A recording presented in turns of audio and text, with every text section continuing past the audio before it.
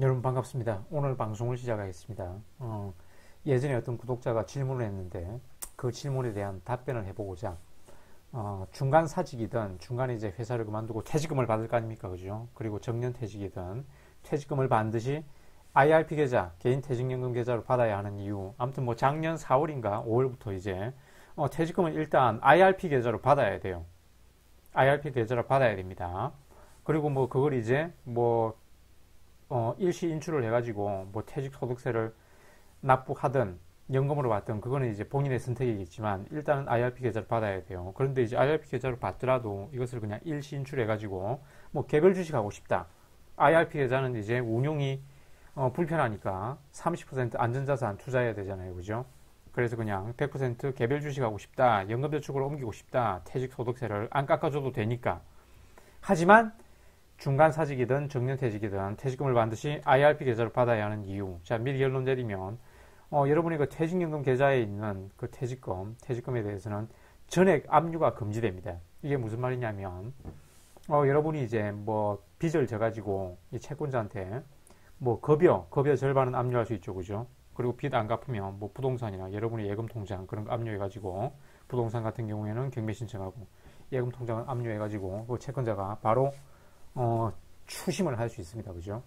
그런데 퇴직금에 있는 돈, 퇴직금에 대해서는 전액 압류가 금지됩니다. 그래서 그 채권자들이 추심을 할 수가 없어요. 그래서 여러분이 노후 파산하더라도 이런 일은 있어서는 안 되겠지만 만에 하나 노후 파산하더라도 퇴직연금 계좌의 그 연금은 지킬 수 있다는 얘기입니다.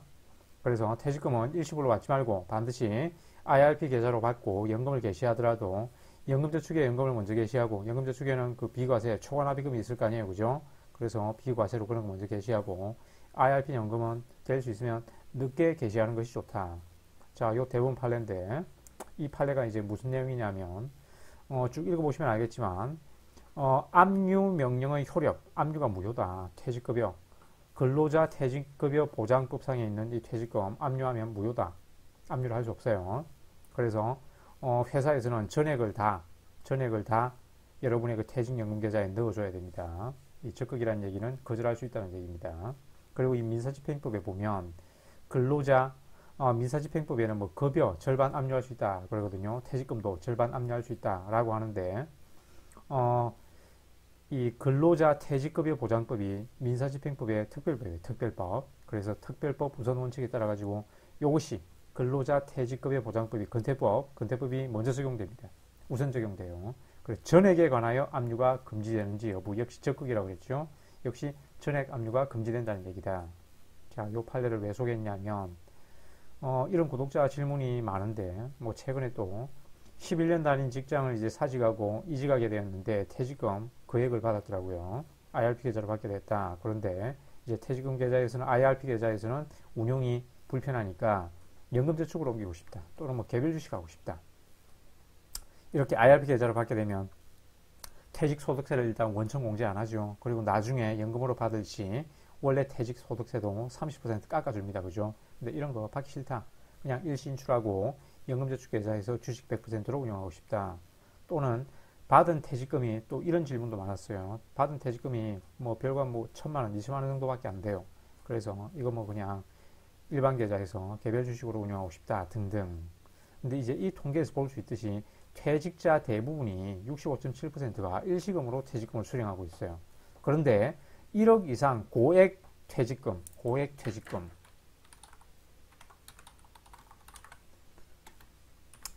수령자들은 대부분 연금 형식으로 수령합니다.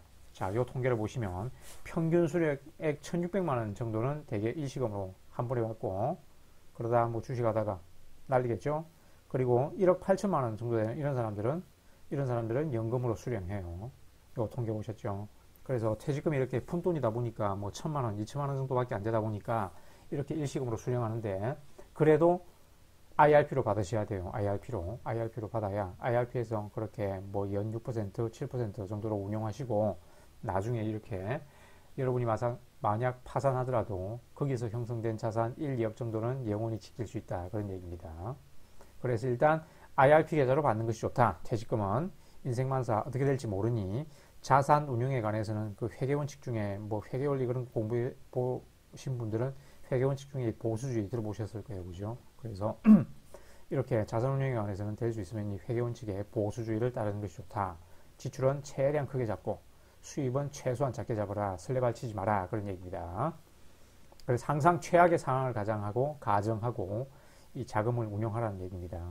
그 교토 삼굴이라고 들어보셨죠? 맹상군이라 했던가요? 아무튼 이런 영리한 토끼는 도망갈 구멍을 3개 파놓으니 인생만사 언제 어디서 어떤 위기가 닥칠지 모르니 자산의 계좌 역시 분산해둬야 됩니다. 자, 그래서 이런 얘기는 뉴스에 단골 기사죠, 그죠? 단골 기사. 제가 다니는 그 회사 선배들도 보면 이 퇴직금이 억 단위인데도 일시 수령하는 분들이 많더라고요. 그래 그냥 연금계좌에 넣어놓으라 그랬는데 일시 수령해가지고 대개 뭐 은퇴 이후에 전원생활 한다고 시골에 집 사고 자녀들 결혼 주택 마련에 보태주고 그러다가 퇴직금 정작 노후에 쓸 연금으로 쓸 퇴직금이 없어요. 그래서 70 넘어서도 일을 하는 사람들이 많습니다. 그래서 정년 퇴직 후에 퇴직금으로 원룸 건물 사가지고 임대 사업하다가 망한 얘기, 주식으로 망한 얘기. 그리고 이렇게 고액 퇴직금 갖고 있으면 또 이런 투자 사기꾼들 접근하죠, 그죠?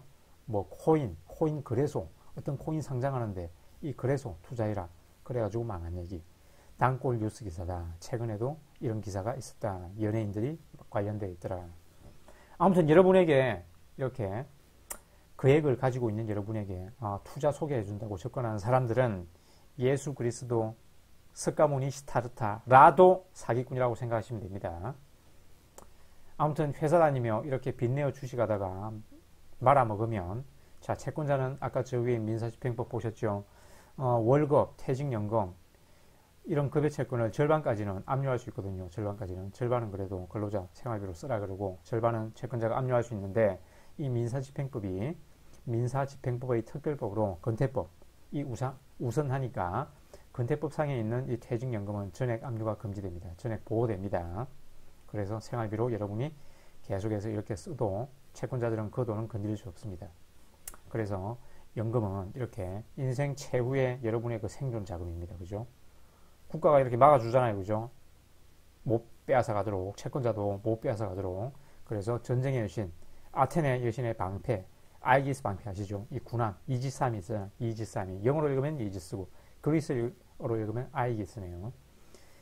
방패로 보호되며 악명 높은 채권자도 사채업자도 이 퇴직연금은 건드릴 수 없다. 그리고 국세청 사채업자보다 더 악명이 높죠. 그죠? 국세청도 역시 퇴직연금은 건드릴 수 없다. 그래서 사례를 보시면 철수와 영희는 30년 근무한 회사에서 60세에 퇴직했는데 퇴직금 3억 원으로 철수는 부동산 매수 사업하고 그게 뭐 임대 사업을 했던 부동산 매수 뭐 갭 투자를 했던 사업을 했고 영희는 IRP에서 연금으로 받아 쓰면서 운용했는데 10년 후에 이제 70세가 됐어요. 무슨 이유로 이제 둘 다 파산했습니다. 그러면 철수는 3억 원으로 매수한 부동산은 채권자의 압류로 경매로 뺏기겠죠. 이거는 뭐 압류 금지 재산이 아니니까요. 근데 영희의 IRP에 있던 3억 원이 6억 원으로 불어나도 이 돈만큼은 IRP 계좌에 있으면 퇴직연금으로 받고 있으면 채권자들에게 뺏기지 않는다. 그리고 사례 2 역시 철수는 이제 10년 근무하다가 대개 퇴직금 중간 정산하는 사유가 집 산다고 주택 마련한다고 많이 정산하잖아요. 그죠? 그래서 철수는 10년 근무하다가 퇴직금을 중간 정산하여 주택을 매수했습니다. 그리고 20년 더 근무하고 퇴직금으로는 2억 원. 2억 원으로 또 다시 퇴직 후에 좀 놀고 있기 미안하니까 가족들 보기에 요 2억 원으로 다시 사업한다고 부동산 매수 후 사업을 했어요. 하지만 영희는 퇴직금 중간정산 없이 30년 근무 후 퇴직금 3억 원을 IRP로 받아 연금으로 생활했습니다. 이 중간정산 해버리면 아마 영희의 퇴직금은 요 중간정산한 사람보다 더 많을 겁니다. 그죠? 근속연수가 요거는 곱하기 20년이지만 요거는 곱하기 30년을 하니까 영희가 아마 1억 정도는 더 벌지 않았을까 퇴직금으로. 아무튼 이렇게 생활하던 중 다시 70세 무렵에 둘 다 파산했다. 이제 철수는 주택도 뺏기고 이 퇴직금이 주택으로 바뀌었죠. 그죠? 퇴직금 받아가지고 주택 샀으니까 이 주택은 압류 금지 재산이 아니거든요. 뺏깁니다. 그리고 사업부동산도 빼앗기지만 영희는 퇴직금을 지킬 수 있다. 퇴직연금을 지킬 수 있다. 역시 3억 원이 6억 원, 10억 원으로 불어났더라도 다 지킬 수 있다. 그래서 위 사례에서도 봤듯이 투자 자산은 다시 한번 말하지만 모두 연금화하는 게 가장 안전하고 효율적이죠. 그죠? 그죠? 다시 한번 명심하시고, 그래서 요 기사, 요 이제 보건복지부 퇴직연금 복지과에 이런 질의를 했나 봐요. 그래서 어쩌고 저쩌고 요거는 그냥 스탑 버튼 누르시고 이 블로그에서 한번 읽어보시면 됩니다. 위 판례 그대로 분설한 겁니다. 위 판례 소개한 거예요. 그래서 퇴직연금 급여채권은 피압류 적격이 없다. 즉 전액 압류 금지된다. 그런 말입니다. 그래서 이렇게 직장 퇴직연금이 DC형 연금이 있으면 퇴직 후에 일시 인출하지 마시고 계속 이렇게 연금으로 받으면서 계속 운용하시기 바랍니다. 요거 한번 쭉 읽어보시고, 자, 일반 퇴직금은 이렇게 50% 절반만 압류가 금지하고 절반은 채권자가 압류를 할 수 있는데, 이 퇴직연금 계좌에 있는 연금 있죠. DC, DB, IRP.